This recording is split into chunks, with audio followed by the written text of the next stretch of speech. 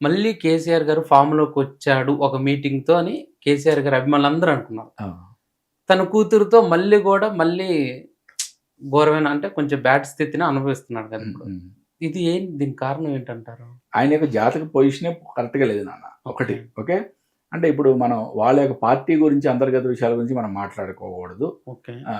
అంటే మిగతా జాతకాలు కూడా మనం పరిశీలన చేసినప్పుడు మనకి అద్భుతంగా యోగకారకంగా ప్రెజెంట్ కనపడిన జాతకాలు. అంటే ఇంతకుముందు నేను కొన్ని కొన్ని ఛానల్స్‌లో విశ్లేషణ చేశాను. కావాలంటే వీడియోస్ చెక్ చేసుకోవచ్చు. కల్వకుంట్ల కవిత గారి జాతకం కొంచెం స్ట్రాంగ్‌గా ఉంది. ఓకే. హరీష్ రావు గారి జాతకం చాలా స్ట్రాంగ్‌గా ఉంది.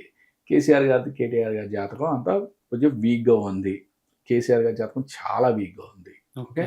ఇంతవరకు ఇప్పుడు ప్రస్తుతానికి నేను చెప్పగలను.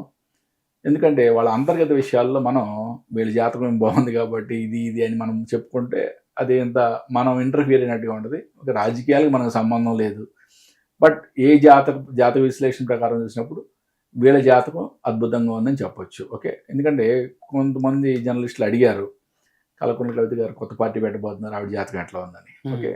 ఆ పార్టీ పెడుతుందా లేదా తర్వాత విషయం. బట్ ఆవిడ జాతకం ఇప్పుడు ప్రెజెంట్ పొజిషన్ ఆవిడ చాలా స్ట్రాంగ్‌గా ఉంది. ఓకే. అంతవరకు మనం చెప్పొచ్చు.